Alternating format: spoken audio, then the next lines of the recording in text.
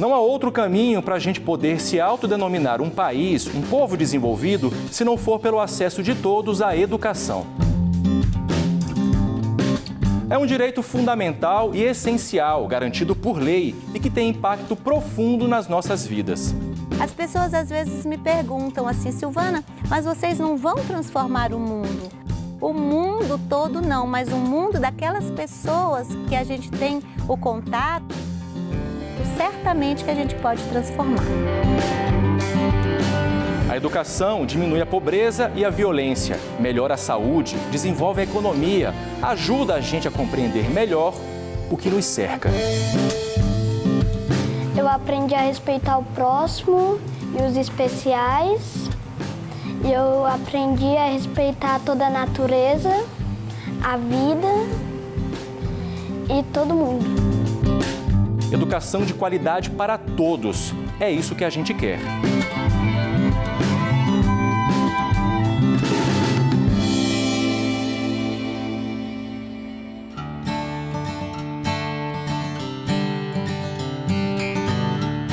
Você deve ter percebido que o interesse público vai falar hoje sobre educação. É que em comemoração ao Dia Mundial da Educação, dia 28 de abril, preparamos uma série sobre o tema que começa hoje. E a Érica Picelli está aqui para contar pra gente como é que é isso, né, Érica? Isso mesmo, Augusto. Olha, vai ter muita coisa legal nessa série. A começar pelo projeto Ministério Público pela Educação, o MPEDUC, onde o MPF se une com os Ministérios Públicos Estaduais, com as escolas, com os governos dos municípios, dos estados, para juntos resolverem os problemas das escolas. E também vai ter uma matéria muito bacana sobre o Dia Mundial do Livro. Você sabe, né, que os livros nos transportam para universos fantásticos, mas eles também têm poder de transformar vidas. É verdade. Se tem um caminho para diminuir desigualdades sociais e a falta de oportunidades, esse caminho é educação e que deve ser igual para todos. Mas a pergunta é, quantos todos cabem dentro disso, né? Olha só, eu fui para Goiás, onde voluntários arregaçaram as mangas e construíram uma escola diferente, onde a inclusão e o respeito às diferenças fazem parte do aprendizado diário.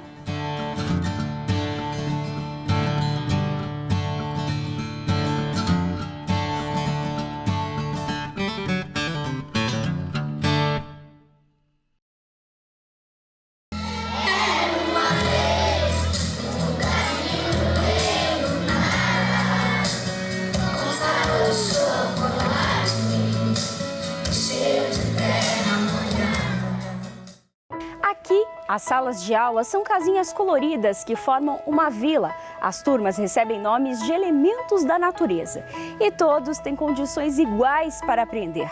A Escola Maria Teixeira fica na área rural de Lusiânia, no estado de Goiás, e tem como base a inclusão e o amor.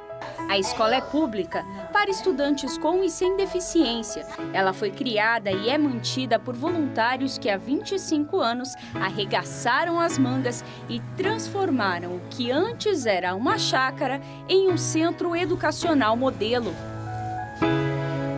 Eu acho que é a crença de que todos nós podemos fazer alguma coisa, né? Que a gente vai olhar para o lado, para o outro lado e tem tanta necessidade e que você pode ajudar, que são talentos, possibilidades que você tem, que é impossível, né? Você ver isso e não se incomodar com isso. Atualmente, 270 alunos estudam aqui, desde bebês que começam na estimulação precoce até idosos, como Dona Maria Alice, de 77 anos, que está aprendendo a ler e escrever. E agora eu pego o ônibus, eu assino meu nome, em tudo que eu vou comprar eu já assino, sabe? E eu sou muito feliz por isso. Aqui, José conta que ganhou uma segunda família. Me sinto muito bem. Muito feliz.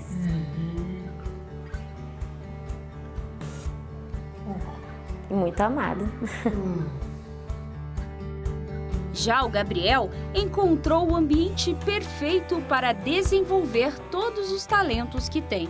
Aqui na escola, assim, você tem um lugar de amor, de carinho, de acolhimento E tudo que você precisar, você pode contar com todas as professoras, diretoras ou coordenadoras aqui.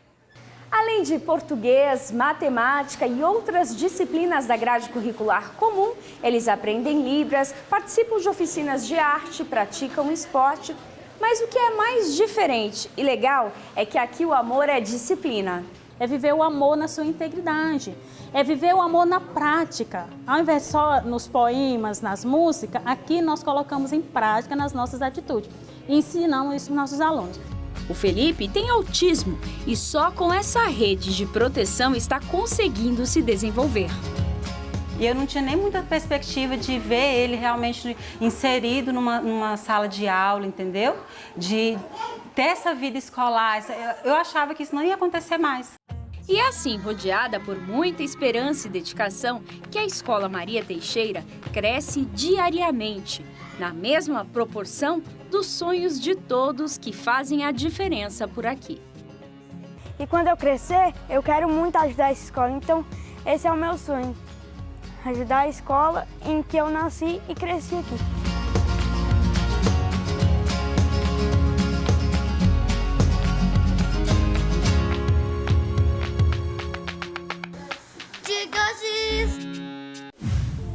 O interesse público já começou e tem muito mais. E no Amazonas... Empresa responsável pela coleta, tratamento e destinação correta de resíduos do Polo Industrial de Manaus desmatou área de preservação e despejou produtos tóxicos no meio ambiente por vários anos sem licença. O MPF Explica vai mostrar o que é e como funciona a Justiça de Transição. E na Paraíba, depois de anos esperando, finalmente os moradores de Arara vão ter creche para deixar os filhos.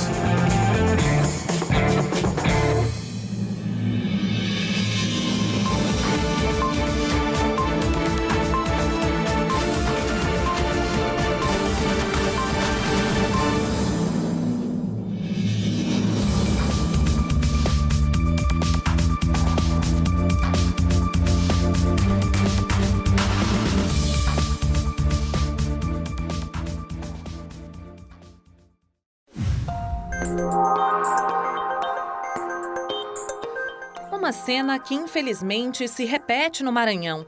Uma vistoria do MPF identificou descaso nos hospitais.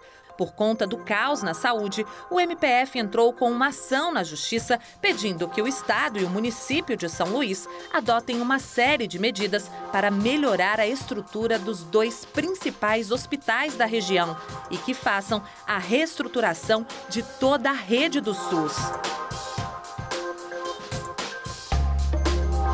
O Memorial do Ministério Público Federal abriu a exposição Exit, Migrações Humanas Contemporâneas, da Fondation Cartier de Paris, inédita na América Latina. Inaugurada pela Procuradora-Geral da República, Raquel Dodge, e pelo embaixador da França no Brasil, Michel Mihailet. A mostra traz em vídeo e painéis as tendências migratórias humanas globais e suas questões sociais, econômicas e ambientais mais urgentes. A obra foi montada com dados coletados de mais de 100 fontes em todo o mundo, incluindo o Brasil, que mostram a evolução alarmante dos padrões migratórios no mundo. No Pará, 2 condomínios do município de Marabá, construídos com recursos do programa Minha Casa Minha Vida, apresentam problemas pouco tempo depois de serem entregues. As unidades já estão com rachaduras e vazamentos. E não é só isso. A área de lazer e até o sistema de esgoto estão com defeitos. Na época da construção, o governo repassou mais de 95 milhões de reais para a empresa responsável pela obra. O MPF entrou com uma ação na Justiça para que a Caixa Econômica Federal e a construtora responsável sejam obrigadas a resolverem todas as irregularidades.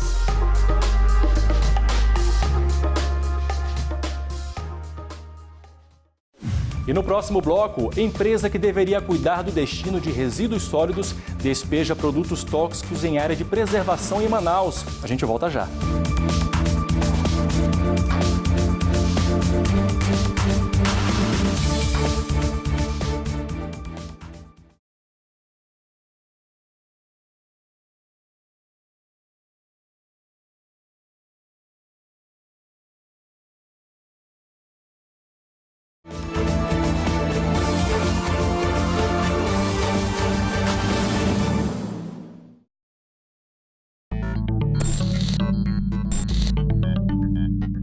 Rian, quantos estados o Brasil tem? 26.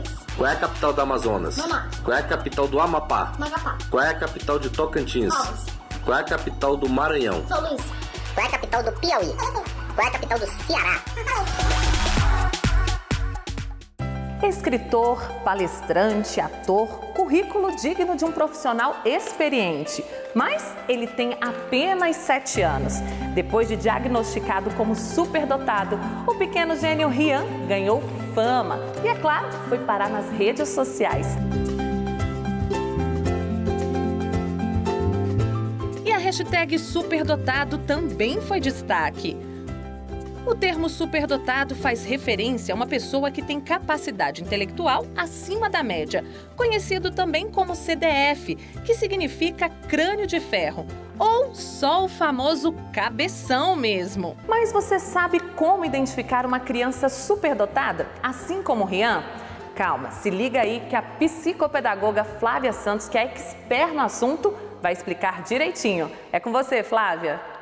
São as crianças que seguidamente, além do porquê, começam a se reportar com frases: você sabia?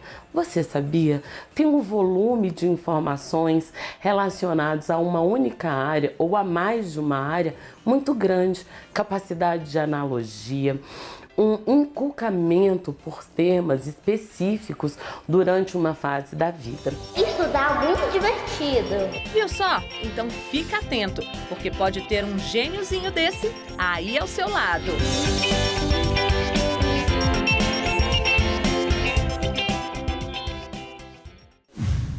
Veja se é possível. Uma empresa responsável pelo tratamento e destinação correta de resíduos do polo industrial de Manaus desmatou uma área de preservação e não parou por aí. Ainda despejou no lugar produtos tóxicos sem licença e por vários anos.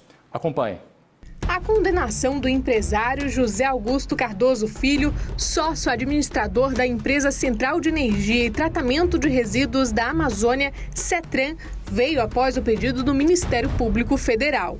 São 8 anos e 5 meses de prisão em regime fechado inicialmente e multas que ultrapassam o valor de R$1 milhão. A empresa, construída para a destinação final de resíduos das indústrias de grande porte da Zona Franca de Manaus, despejou, entre os anos de 2007 e 2010, toneladas de resíduos sólidos e líquidos no aterro pertencente à CETRAN, sem qualquer licenciamento dos órgãos competentes para essa atividade. Desmatou a área de preservação permanente e mantinha o depósito de substância tóxica de forma irregular. Foi ajuizada uma ação penal em razão dos crimes ambientais causados, bem como uma ação civil pública para promover tanto a recomposição da floresta que foi causada e também a compensação dos danos ambientais causados pela atividade poluidora. Na ação, o MPF ressalta que a empresa recebeu inspeções da Secretaria Municipal de Meio Ambiente e Sustentabilidade de Manaus e do Instituto de Proteção Ambiental do Amazonas ao longo dos anos, que identificaram uma série de irregularidades, como escavações e remoção da vegetação, despejo de resíduos oleosos e de produtos tóxicos no aterro, entre os quais encontravam-se medicamentos vencidos, barris contaminados e produtos químicos misturados a outros tipos de resíduos. Em relação aos rejeitos, aos resíduos que estavam depositados nesse local, havia vários tipos, desde medicamentos vencidos até restos de madeira, restos de ferro, restos de cinzas de material que foi incinerado, né, que estavam acondicionados de forma irregular, de forma que não atendia, que não estavam parados pela legislação. Os danos causados ao meio ambiente são inúmeros e alguns irreversíveis, é o que explica a bióloga e perita criminal da Polícia Federal. Esses resíduos que foram dispostos, de forma irregular nesse local, eles podem infiltrar no solo, contaminar o lençol freático e a própria contaminação do solo já é um dano, pode afetar de forma negativa a vegetação que pode nascer ali futuramente. E com relação ao lençol, isso pode causar contaminação até aos humanos mesmo, que vão utilizar essa água. As investigações do Ministério Público Federal revelam ainda que esse não é um caso isolado. Outras empresas aqui em Manaus recentemente foram denunciadas pela mesma prática de crime, danos à saúde e ao meio ambiente. Outras 2 empresas, pelo menos similares a essa, que desenvolvem potenciais atividades poluidoras. E por conta disso, o Ministério Público Federal instaurou nessa semana um inquérito civil para apurar e eventualmente responsabilizar essas empresas que estejam também causando dano ao meio ambiente na floresta amazônica.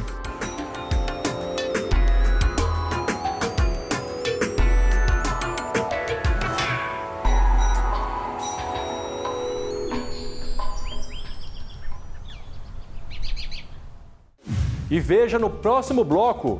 Em vários momentos eu achei que a creche não ia funcionar mais, porque eles falavam que ia abrir, aí nunca abria. O MPF na Paraíba teve que ajudar a Jeane a conseguir uma creche. E você vai ver também no MPF Explica tudo sobre justiça de transição. A gente volta já.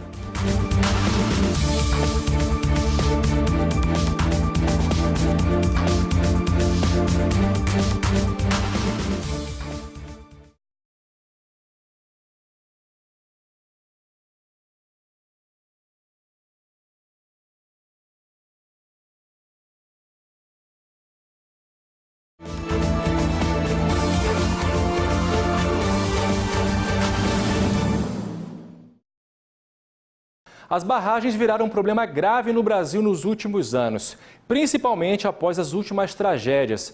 É gente tendo que abandonar suas casas a todo momento. São mais de 35 milhões de pessoas que vivem em lugares com riscos. E para evitar novas mortes por esse tipo de desastre, olha só o que aconteceu lá no Mato Grosso do Sul. A extração de minério no coração do Pantanal sul-mato-grossense chama a atenção por vários fatores. Um acidente envolvendo uma das maiores jazidas de minério do país pode ser irreparável. Em todo o Brasil, o alerta foi disparado após os desastres em Mariana e Brumadinho. Em Corumbá, Mato Grosso do Sul, esse balneário que fica a 14 quilômetros de uma barragem teve queda de 40% no fluxo de visitantes esse ano. Volta a ser como era antes, vai ser difícil. Por quê? Porque o povo sempre fica com aquilo na consciência. Esse aposentado ajudou a construir as barragens na década de 80 e diz que naquela época a preocupação de técnicos já existia. Era um projeto que o engenheiro tinha, né, na época, que era para fazer uma barragem e deixar livre ela na frente, porque qualquer coisa de acontecimento ali e encher aquela primeira barragem. A ideia deles, de certo, era já para sair avisar o povo, né?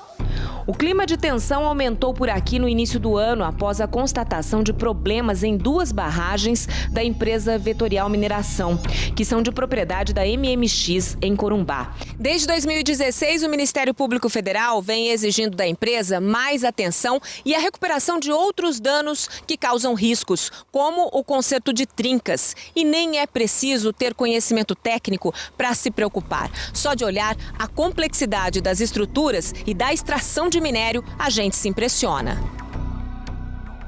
O objetivo do Ministério Público Federal foi abrir uma primeira oportunidade para que a comunidade possa ter acesso a essas empresas de mineração. Até mesmo os funcionários, os empregados, as comunidades afetadas. Nem sempre é possível que você esteja próximo dos gestores dessa empresa para apresentar suas questões, sua indignação. O Ministério Público tem sido rigoroso com as mineradoras em Mato Grosso do Sul, onde operam as empresas Vale e Vetorial. Pegou todos nós de surpresa.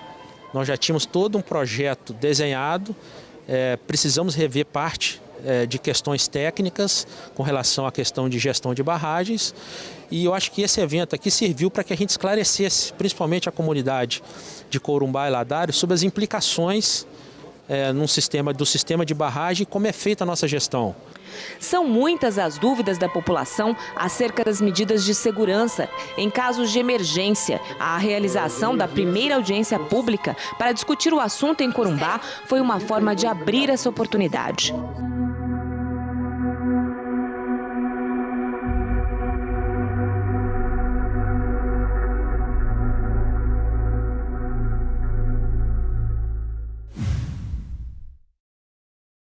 Como fazer a transição de regimes com conflitos políticos autoritários para regimes democráticos?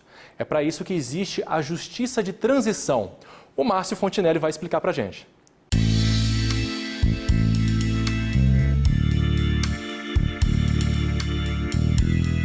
Brasil, 1964. No fim de março, o então presidente João Goulart é destituído do cargo e os militares assumem o poder. Pelo rádio, a população acompanha o nascimento da ditadura.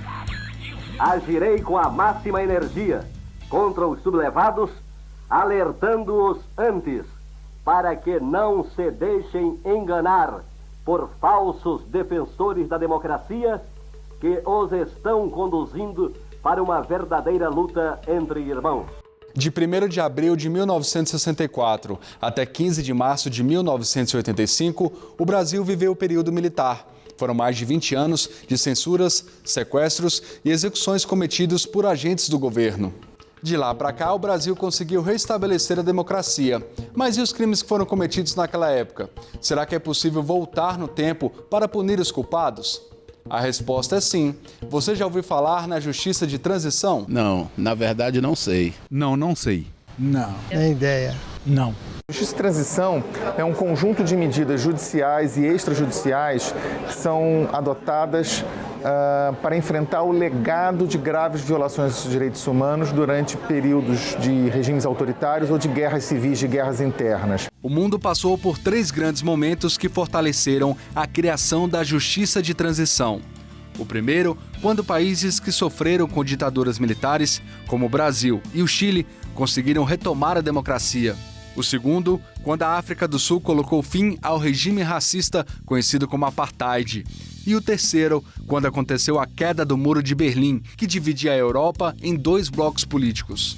Em 2012, o Ministério Público Federal montou um grupo de trabalho que já ofereceu denúncias contra os envolvidos em torturas e desaparecimentos de militantes políticos. Como o Brasil possui a lei de anistia, a responsabilização dos crimes ainda não aconteceu. Por isso, o MPF utiliza esse tipo de recurso jurídico para que os culpados pelos crimes contra a humanidade não fiquem impunes.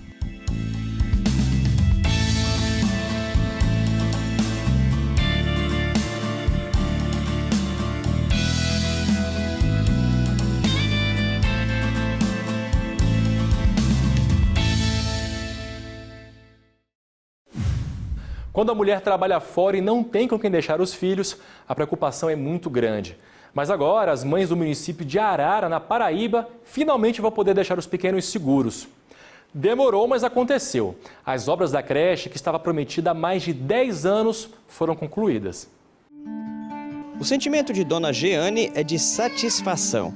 Moradora da cidade de Arara, no Brejo Paraibano, hoje ela pode trabalhar tranquila, porque deixa o filho de 1 ano e 6 meses na nova creche municipal Severino Pereira da Silva. Ela não acreditava que um dia pudesse ver o prédio assim, bonito e funcional. Isso porque, há poucos meses, a situação por aqui era de completo abandono. Sinceramente, eu achava que essa creche nunca ia abrir. Porque ela estava abandonada, tudo sujo, tudo quebrado, tinha muita coisa suja. Muito passarinho, assim, que ficava aqui, serviu de moradia para os passarinhos. Aí daí, quando falaram que a creche ia abrir, aí voltou as minhas esperanças de um dia colocar minha menina aqui. O município de Arara foi contemplado em 2009 com cerca de R$ 1.200.000 em recursos federais para a construção da creche. Os trabalhos começaram a passos lentos e 3 anos depois, mesmo faltando cumprir só 30% do cronograma, a obra ficou parada e a área ficou abandonada. Essa creche é do convênio Pro Infância, que foi de 2008, esse convênio firmado com a Prefeitura de Arara. Foi licitado em 2009, no valor de R$ 1.200.000 e alguns mil reais, e ela ficou parada. A população pediu que os vereadores da cidade fizessem uma denúncia ao Ministério Público Federal em busca de uma solução. Em 2012, parou a construção. Em 2014, a população cobrava muito isso, mais ou menos 70% da obra estava concluída, mas faltava ela servir a população. Em uma ação civil pública, o Ministério Público Federal pediu a condenação do município de Arara para que fosse obrigado a tomar medidas urgentes. Já havia sido gasto em torno de R$1 milhão nessa execução. A ação civil pública tinha como objetivo que o município fosse condenado a concluir a obra. No fim da primeira quinzena de março, o município de Arara informou à Justiça Federal que havia cumprido com a obrigação assumida no acordo judicial. Com a obra concluída, com berçário, maternal, pré-escolar, a creche atende hoje 83 crianças e serve 4 refeições diárias.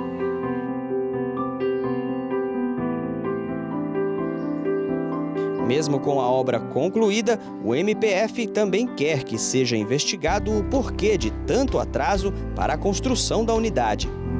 É claro que a população também tem que se preocupar em saber o que foi que aconteceu com os recursos, porque a obra não foi concluída, que é uma creche muito importante para uma cidadezinha, para um município pequeno aqui do interior da Paraíba, né? Enquanto isso, mães como Dona Josefa agora podem deixar os filhos em um local seguro para poder trabalhar. Só o dia inteiro onde a gente deixa eles, sem se preocupar. O atendimento é excelente, a limpeza também muito boa. E a gente ficar sossegada para poder trabalhar é um sonho, né?